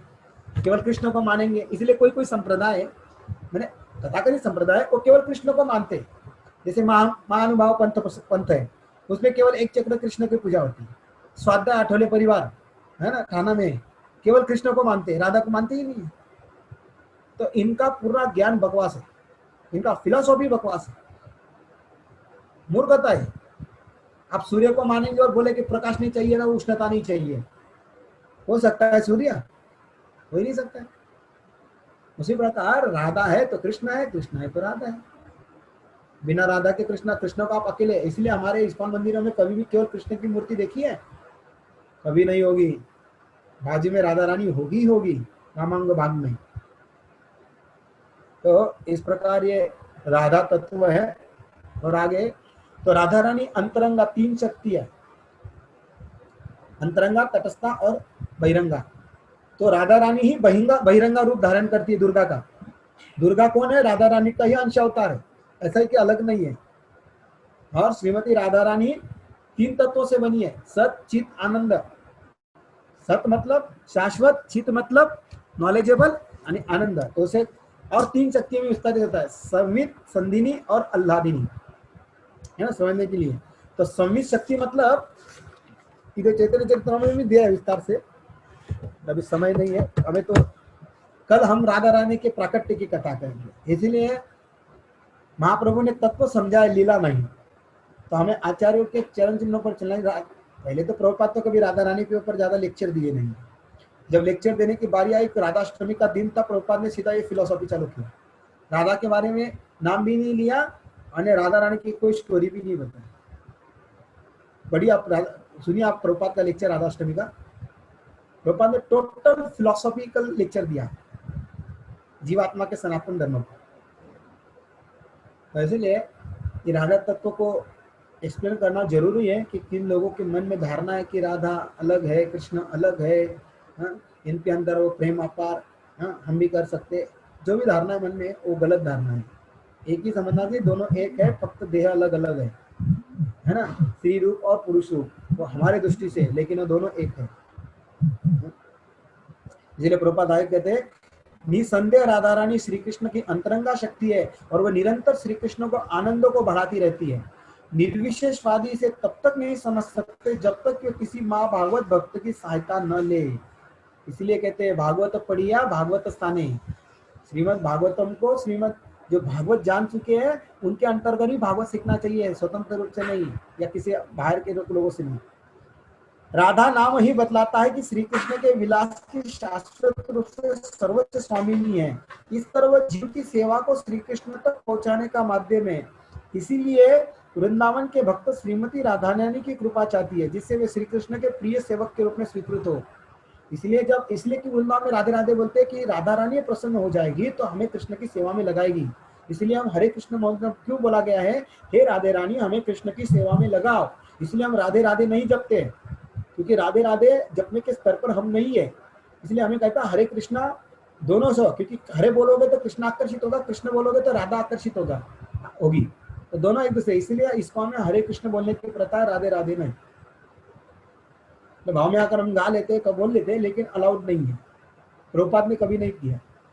तो चैतन्य महाप्रभु अभी रसासन हेतु चैतन्य महाप्रभु एक शरीर में प्रकट हुए। सर्वप्रथम राधा तथा कृष्ण की स्थिति स्पष्ट करूंगा, उसी वर्णन द्वारा भगवान चैतन्य की महिमा जानी जा सकती है। राधिका है न कृष्ण प्रणय विकार, स्वरूप शक्ति अल्लादिनी नामतः। अभी भगवान की जो 3 शक्तियां है, संवित, संधिनी और अल्लादिनी और राधा रानी है। तो कैसे? श्रीमती राधा कृष्ण प्रेम रूपांतर है, वे अल्लादी नामक उनकी अंतरंगा शक्ति है। तो मतलब निरंतर अल्लाह मतलब आनंद देने वाली श्रीमती राधा रानी, इसे अल्लादिनी कहा गया है ना। बोलते ना, प्रहलाद अल्लाद दाई ने हिरण्यकाशी पूर्वक्षः। तो देखिए, प्रहलाद को अल्लाह देने के लिए भगवान नरसिंह प्रकट है। उसी प्रकार राधा रानी को अल्लादिनी, क्योंकि भगवान को निरंतर आनंद प्रदान करती है, इसलिए वो अल्लादिनी है। आगे कहते हैं, अल्लादिनी कराए कृष्ण आनंद आस्वादन, अल्लादिनी द्वारा करे भक्तेर पोषण। यह अल्लादिनी शक्ति कृष्ण को आनंद देती है और उनके भक्तों का पोषण करती है। इसीलिए पोषण राधा रानी के अंतर्गत क्यों कहा जाता है भक्तों को, क्योंकि भक्त राधा रानी के अंडर में। क्यों? क्योंकि राधा रानी उनको भगवान के आनंद के द्वारा पोषण करती है। जैसे माँ अपने बेटे के अंतर्गत होते हैं ना, बेटे अपने माँ के अंतर्गत होते, क्यों? क्योंकि माँ उसका भरण पोषण करती है, बराबर। माँ अपने बेटे का निरंतर, देखो एक बच्चा अपनी माँ के गोद में ही रहता है, 24 घंटे माँ का पूरा ध्यान उसके ऊपर होता है। क्यों? क्योंकि उसके अंतर्गत होने से उसका भरण पोषण करती है। इसी प्रकार जो भक्तगण होते हैं राधा रानी के अंतर्गत होते हैं, और राधा रानी निरंतर भक्तों का पोषण करती रहती है। इसलिए भक्त लोग राधा रानी से रोज प्रार्थना करते हैं, राधा रानी हमें कृष्ण की सेवा में लगाओ। तो ये हरे कृष्ण जप हमें क्यों दिया गया है चैतन्य महाप्रभु द्वारा, कि हमें निरंतर राधा रानी से प्रार्थना करते हैं, राधा रानी मुझे सेवा दो, राधा रानी मुझे सेवा दो, मुझे कृष्ण की सेवा में लगाओ। हम 16 माला जप रहे, 27 बार मंत्र जप रहे, लेकिन 27 मिनट भी ठीक से राधा रानी की और कृष्ण की सेवा नहीं करते। हाँ, 27 हर बोलते हैं राधा रानी सेवा दो, राधा रानी सेवा दो, लेकिन सेवा का जब समय आता है तब सेवा नहीं करते। तो हम केवल पोपट पक्षी जप करते हैं। हमारे जप करने में वो आतुरता नहीं है, वो ईगरनेस नहीं है कि मुझे सच में सेवा चाहिए कृष्ण की। नाम जपने के लिए जपते, हम खाली माला फेरते हैं। मन का फेरत युग गया, गया न मन का फेर। तो कितने भी 108 मनी घुमा लो, यदि मन भटकता रहेगा और मन भगवान के चरणों में सेवा के लिए नहीं नियुक्त होगा, तो क्या 1 साल क्या युगों युगों तक जप करते रहेंगे, कभी भी कुछ फायदा होने वाला नहीं। इसलिए प्रभुपाद कहते हैं अटेंटिवली चैंटिंग, क्योंकि मन लगेगा तो मन शुद्ध होगा, मन शुद्ध होगा तो मन के अंदर भाव प्रकट होगा, है ना। दूसरे अध्याय में हमने किया ना वर्णन, इंद्रियों के स्तर से लेकर मन के स्तर, भाव बुद्धि के स्तर पर तक पूरा स्टेप बताया ना दूसरे अध्याय में भगवान गीता में। तो मन की शुद्धता जरूरी है, और मन शुद्ध जब तक नहीं होता तब तक मन के अंदर भाव नहीं प्रकट होता है। इसलिए भक्तिनाथ ठाकुर क्यों कहते हैं भज उरे मन श्री नंदन नंदन अभय चरण आर विंदरे। मन ही मेन है, मना। इसलिए रामदास स्वामी भी कहते हैं मना सज्जना भक्ति पंथेशी जावे, मना श्री हरि पावी सेते स्वभावे, मनत वाचिरे पूर्व संचित केले, तया सारके भोगने प्राप्त झाले। तो मन इज अ मेन फैक्टर। भगवान गीता में बोलते उधरत आत्मानम साधयत। अमृत उपनिषद में कहा है मन एवं मनुष्यानम कारण बंध मोक्षाय, बंधे विषया संगे निवृत्तेर्मणा। तो जब करना मतलब राधा रानी से पुकारना है, हे राधा। जब करते समय हमारे मन में ये भावना है, हे राधा रानी मुझे कृष्ण की सेवा में लगाओ, कृष्ण की सेवा में लगाओ। केवल शब्दों को फेरना नहीं है, हरे कृष्ण कृष्ण कृष्ण हरे हरे, हरे राम राम राम हरे हरे कृष्ण कृष्ण कृष्ण हरे हरे, हरे राम राम राम हरे। मुंडी हिलाओ और मंत्र को बोलो, बस इतना करते हैं हम।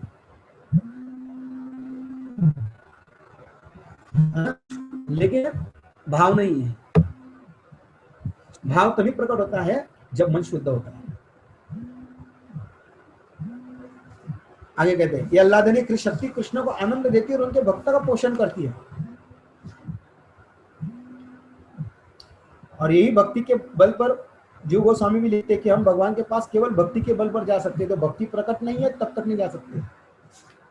आगे कहते हैं सच्चिदानंद पूर्ण कृष्ण स्वरूप, यही यही इच्छा शक्ति तारे धने 3 रूप। भगवान कृष्ण की का शरीर शाश्वत है, सत ज्ञानमय चित तथा आनंद से पूर्ण है। उनकी एक ही आध्यात्मिक शक्ति 3 रूपों में प्रकट होती है। तो 3 रूप क्या है? आनंदान से अल्लादिनी, संदेश से संदिनी, चिंतन से संवित, यारे ज्ञान करीमानी। हर चीज के बारे में चैतन्य, इसलिए चैतन्य चरितामृत को पीएचडी ग्रंथ कहा है। पीएचडी है इसमें, अंदर हर एक तत्वों से भरा पूरा है, पूरा साइंटिफिकली तत्व है। क्या बोल रहे हैं? अल्लादिनी, उनके आनंद का पक्ष है। अल्लादिनी शब्द का अर्थ है क्या? आनंद प्रदान करना। तो राधा रानी निरंतर, इसलिए कृष्ण को राधा रानी क्यों प्रिय है? क्योंकि वो भगवान को हर क्षण आनंद देती है। जो व्यक्ति आपको आनंद देता होगा तो आपको प्रिय नहीं होगा। जिस व्यक्ति के कारण आपके दिल में खुशी आती होगी उस व्यक्ति को कितना लाइक करते हैं, उसका फोटो रखेंगे, उसके बारे में चिंतन करेंगे, उसके बारे में दूसरों के पास गुणगान करेंगे। अरे वो प्रभु जी ने क्या लेक्चर देता है, बढ़िया, आनंद आता है उसकी कीर्तन में। हर बार सबके सामने गुणगान करेंगे। क्यों? आपको आनंद आ रहा है। तो क्यों भगवान को राधा रानी प्रिय नहीं होगी? क्यों अपने वामो भाग में कृष्ण रुक्मिणी को नहीं बिठाते हैं? क्यों लक्ष्मी को नहीं बिठाते? क्यों राधा रानी को बिठाते हैं? कि राधा रानी बिना अपेक्षा, भक्ति मतलब क्या? निस्वार्थ भाव से की गई सेवा को भक्ति कहते हैं। जहां अपने इंद्रिय तृप्ति की अपेक्षा नहीं होती है, निरंतर कृष्ण को संतुष्ट कैसे करूं यही कामना होती है, अपने भोग के लिए नहीं। मैं कृष्ण को क्या पसंद है, कृष्ण के लिए क्या करूं, कृष्ण के लिए कैसे सेवा करूं, ये जो सोचते रहता है निरंतर, वही भक्त है। और वो धरातल पर जाना है। देखिए हम 24 घंटे में आना है, 24 सेकंड भी ऐसा विचार नहीं आता है। बस मैं कृष्ण भक्ति कर रहा हूँ, मेरे को संतुष्टि मिल रही है। कृष्ण भक्ति हम अपनी संतुष्टि के लिए कर रहे हैं, मेरा माइंड पीस हो जाए, मेरा माइंड शांत रहेगा, मुझे दुखों से छुटकारा मिलेगा, मेरे घर धन संपत्ति आएगी, मेरा पुत्र परिवार सब सुखी होंगे। तो ये क्या हो गया? ये व्यापार हो गया, ये भक्ति नहीं है, ये बिजनेस हो गया, कृष्ण को अपने लिए यूटिलाइज करना। भगवान क्या बोलते हैं? ऐसी भक्ति मुझे नहीं चाहिए, ये तो मिश्रित भक्ति होगी। कृष्ण चाहते कि मेरे लिए सोचो, इसीलिए नंद बाबा, यशोदा, गोपिया, ग्वाल बाल, सखा मित्र, ये कृष्ण के लिए सोचते हैं। राधा रानी इसमें सर्वश्रेष्ठ इसलिए क्योंकि हमेशा कृष्ण के लिए सोचती है। राधा रानी कृष्ण के लिए हर एक चीज नई बनाती है, चाहे वो खाद्य हो या फूल माला की माला हो, हर चीज नई, कभी भी उसमें दोबारा नहीं देती है ना। कभी कभी हम किसी के घर में पत्नी बार बार एक ही चीज बनाती है, तो पति गाली देता है, तो कुछ काम धंधा नहीं कि एक ही चीज बार बार बनाती है, गाली खाती है बेचारी। प्रेम मिलता है क्या उसको? गाली मिलती है। ये हाँ, रह रह के वही सब्जी क्या रखा है इसमें, ऐसा करना है ना। तो वहाँ प्रेम नहीं है, क्योंकि वो कंटाल के बना दे, खाना है तो खा, नहीं तो जा। तो वहाँ प्रेम नहीं है, जबरदस्ती का सौदा है। लेकिन राधा रानी कभी भी बोलते हैं कि एक डिश कभी भी उनके किचन में दोबारा नहीं बनी है, हर दिन नई डिश। तो सांग बताइए, ऐसा वैरायटी खिलाएंगे तो क्यों नहीं पागल होंगे उसके पीछे, क्यों नहीं भगवान रोते फिरेंगे? राधे राधे राधे करते करते अश्रुधारा बहती है भगवान के। प्रेमांजन चरित भक्ति विलोचन।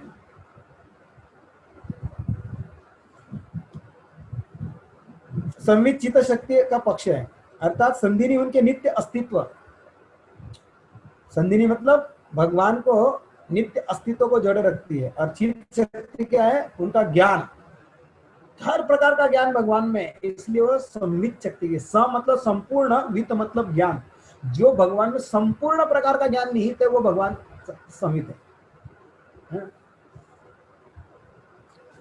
आगे कहते हैं, अल्लादीनी संदिनी संमित त्वैक सर्व संसितो हृदय तापकरी मिश्रा त्वयि नो गुण वर्जिते। हे प्रभु, आपके सबके आश्रय अल्लादीनी, संदिनी तथा संमित, ये तीनों आप में एक ही आध्यात्मिक शक्ति के रूप में रहती है, किंतु सुख दुख तथा इन दोनों के मिश्रण को उत्पन्न करने वाले भौतिक गुण आप में नहीं पाए जाते हैं, क्योंकि आप भौतिक गुण नहीं होते हैं। संदिनी शक्ति का सार अंश शुष्क सत्व भगवान कृष्ण अस्तित्व इसी पर निर्भर है। और कृष्ण के माता पिता, धाम, गृह, शैया, आसन इत्यादि सभी शुद्ध सत्वों के रूपांतरण है। ये सब संदिनी शक्ति का विस्तार है ना। कृष्ण के माता पिता, धाम, गृह, शैया, आसन, सब कुछ। सत्वम शुद्धम वसुदेव शब्दितम यदीयते तत्र प्रमाण प्रवावृतः सत्वेच तस्मिन् भगवान वासुदेव हृदयक्षजों में मनसा विधीयते। शुद्ध सत्व की दशा में, जिसमें पूर्ण पुरुषोत्तम भगवान किसी भी आवरण के बिना प्रकट होते हैं, वसुदेव कहलाती है। उस शुद्ध अवस्था में भौतिक इंद्रियों से परे वासुदेव कहलाने वाले भगवान मेरे मन को अनुभूत होते हैं। कृष्ण भगवत्ता ज्ञान संहित सार ब्रह्म ज्ञानादि तब तार परिवार। संहित शक्ति का सार यह ज्ञान है, श्री कृष्ण पूर्ण पुरुषोत्तम भगवान है। तो जो संहित है, संपूर्ण ज्ञान क्या है? पूर्ण पुरुषोत्तम भगवान। इसीलिए भागवत गीता में क्या क्या है? वासुदेव भगवती नहीं, बहुनाम जन्म नामंते ज्ञानवाम प्रपंचन्ते वासुदेव सर्वमिति स महात्मा सुदुर्लभा। इसलिए उस व्यक्ति को महात्मा और दुर्लभ क्यों कहा गया है? क्योंकि वो जान चुका है संपूर्ण ज्ञान क्या है? भगवान कृष्ण की शरण में जाना। बाकी ज्ञान बहुनाम, बहु ज्ञान मतलब ब्रह्म का ज्ञान, तर्क का ज्ञान, इसके सारे ये अवयव है। कृष्ण को जानना यही संपूर्ण ज्ञान है। तो वो है संवित, संपूर्ण ज्ञान भगवान में। और भगवान को जानना है, वो व्यक्ति संपूर्ण ज्ञानी है। इसलिए उसे संसार में कृष्ण को जिसने जान लिया, कृष्ण को जो शरणागत हो गया, उसको और कुछ जानने की आवश्यकता नहीं है। उसने सब कुछ जान लिया। यह है संवित शक्ति, और वो भगवान है ना। अल्लादीनी सार प्रेम, प्रेम सार भाव, भावेर परम काष्ठा नाम महाभाव। अल्लादीनी शक्ति का सार क्या है? भगवत प्रेम। जैसे संवित शक्ति का सार क्या है? पूर्ण पुरुषोत्तम भगवान कृष्ण है, ये संवित है, ये पूर्ण ज्ञान है। उसी प्रकार अल्लादीनी शक्ति का सार क्या है? भगवत प्रेम का सार भाव है। और भाव का चरम विकास क्या है? महाभाव। और ये महाभाव कौन है? राधा रानी। इसलिए राधा रानी का एक नाम क्या है, महाभावा, है ना। अल्लाह देनी शक्ति का सारे भगवत प्रेम है, सभी आनंदों में सर्वश्रेष्ठ आनंद है भगवत प्रेम। और भगवत प्रेम का सार क्या है, भाव। और उस भाव का भी सार क्या है, चरम विकास है भाव का 8 स्तर लगता है, भाव, अनुभाव, विभाव और महाभाव, 4 स्तर है। भाव, अनुभाव, विभाव और महाभाव। और महाभाव के स्तर पर जो स्थित होती है वो है महाभावा श्रीमती राधा रानी। तो ये है राधा रानी। केवल उसका राधा रानी कृष्ण के बाजू में खड़ी है, कृष्ण की प्रेयसी है, इतना जानना आवश्यक नहीं है। ये जानना क्यों राधा रानी सर्वश्रेष्ठ है, क्यों राधा रानी को भगवान पूर्ण पुरुषोत्तम भगवान कृष्ण ने अपने साइड में जगह दी है और सभी लोग उसकी सेवा में कैसे जुटे हैं। गोपिया, ग्वाल बाल, प्रहलाद महाराज, एक भक्तों का स्तर देखेंगे आप। बृहद भागवतम में गोप कुमार वर्णन करते हैं भक्तों की श्रेष्ठता, और सारी श्रेष्ठता के सर्वोत्तम श्रेष्ठता पर यदि कोई स्थापित है तो श्रीमती राधा रानी है। और श्रीमती राधा रानी वो सर्वोच्च श्रेष्ठता पर स्थापित किस लिए है, तो ये कारण है कि उसके अंदर क्या है, महाभाव है ना। समझ लीजिए, इसका उदाहरण दिया जाए, मतलब सारी शक्तियां एक साथ निहित कर दी जाए और उससे वो शक्ति बनाई जाए, है ना। जितनी भी संसार में शक्ति है एकत्रित कर दी जाए और वो शक्ति का जो बन जाएगा पूर्ण रूप, वो है श्रीमती राधा रानी। राधा रानी सर्वोच्च प्रतीक है। महाभाव स्वरूपा श्री राधा ठाकुरानी, सर्वगुण खानी कृष्ण कांता शिरोमणि। अभी लिखते हैं क्यों राधा रानी वहां, श्री राधा रानी ठाकुरानी महाभाव की मूर्त रूप है, यह समस्त सद्गुणों की खान है और भगवान कृष्ण की सारी प्रियतमाओं में शिरोमणि है। गोपाल लिख रहे हैं, अल्लाह देनी शक्ति का निर्मल कार्य व्रज बालाओं तथा उनमें सर्वोपरि श्रीमती राधा रानी के व्यवहार में प्रदर्शित होता है। अल्लाह देनी शक्ति का सारे भगवत प्रेम और भगवत प्रेम का सारे भाव और इस भाव की पराकाष्ठा महाभाव श्रीमती राधा रानी दिव्य चेतना को इन तीनों अवस्थाओं की साक्षात मूर्ति है। इसीलिए भगवत प्रेम की सर्वोच्च सिद्धांत है और श्री कृष्ण को सर्वाधिक प्रिय है। इन दो गोपियों श्रीमती राधा रानी और चंद्रावली, श्रीमती राधा रानी सभी प्रकार से श्रेष्ठ है और महाभाव की मूर्तिमांत स्वरूप है और सद्गुणों की स्वरूपरी है। दोनों में से भी राधा और चंद्रावली। अब ये राधा और चंद्रावली कौन है, कैसे प्रकट हुई, कहां पर प्रकट हुई और किस प्रकार ब्रज में आई, किस प्रकार ये लीला हुई, आप जानना चाहते हैं तो कल ठीक 5 बजे उपस्थित रहिए। सारा प्राकट्य वृंदावन से कैसे आना हुआ, वृंदावन में क्या घटना घटित हुई, कि वो इधर आए और इधर आकर कहाँ प्रकट हुए, फिर वहां से वो प्रकट होकर वृंदावन में ब्रज में रावण में कैसे आए और किस प्रकार कृष्ण के साथ उनका मिलन हुआ, उसके पीछे राधा रानी के प्रकट होने के पीछे क्या कारण है, वृषभानु की क्यों पुत्री बनी, है ना। ये सारी कथाओं को हम कल सुनेंगे। तो फिर मिलते हैं कल। अब हो गया समय ठीक 5 बजे, तो कल जल्दी आइए, कल थोड़ा लेक्चर ज़्यादा होगा। आप लोग बहुत सारे 5:30 बजे ज्वाइन होते हैं, तो जल्दी ज्वाइन करेंगे तो आपको समझ मिलेगा। अभी जब तो हम नहीं करेंगे, ठीक है। तो यहाँ पर वर्णन है चैतन्य महाप्रभु ने क्यों श्रीमती राधा रानी प्रिय है और राधा रानी कौन है। तो आपको समझ में नहीं आओगा तो दोबारा सुन लीजिए, सारा रिकॉर्डिंग होगा, ये रिकॉर्डिंग भेज दिया जाएगा। सुधांशु साधना, इस रिकॉर्डिंग को क्लिप हमें भेजिए ताकि हम पुनः इसको उतारें। तो आप बार बार उसको सुनिए कि राधा तत्व क्या है। और चैतन्य चरितामृत होगा तो पढ़िए, और चैतन्य चरितामृत नहीं है तो चैतन्य चरितामृत अभी ये डिस्काउंट प्राइस में चल रहा है, उसमें आप चैतन्य चरितामृत, जिनके घर भागवत है वो भागवत के बाद चैतन्य चरितामृत लीजिए, और जिनके घर भागवत नहीं तो पहले भागवत लीजिए। झूठ मत बोलिए कि है हमारे पास, भागवत होना जरूरी है, भक्त बने हैं तो भागवत होना जरूरी है। इसलिए तथाकथित दुनिया भर की किताबें ये सब मैसेज पढ़ने से बेटर है भागवत पढ़ो। ऑथेंटिक प्रामाणिक प्रभुपाद ने लिखा हुआ तत्व ज्ञान पढ़ो, तब हमारी बुद्धि खुलेगी, हमारी मन शुद्ध होगा और भगवान कथा में, भगवान नाम में लगेगा। ठीक है। तो ये अभी भागवतम का, बृहद भागवतम का महोत्सव चल रहा है जिसमें डिस्काउंट प्राइस में दिया जा रहा है। तो भागवतम, चैतन्य चरितामृत दोनों ग्रंथ आपके पास जरूर होने चाहिए, ताकि आपको दुनिया भर की भारूद भर्ती पढ़ने ना पड़े, सुनने ना पड़े। रियल ऑथेंटिक पढ़िए। जिनके पास है वेरी नाइस, बहुत बढ़िया, जिनके पास नहीं है जरूर रखिए। धन दौलत इसी काम में लगाइए, फालतू काम में नहीं। ओके, हरे कृष्णा। श्रीमती राधा रानी की जय। श्रील प्रभुपाद की जय जय।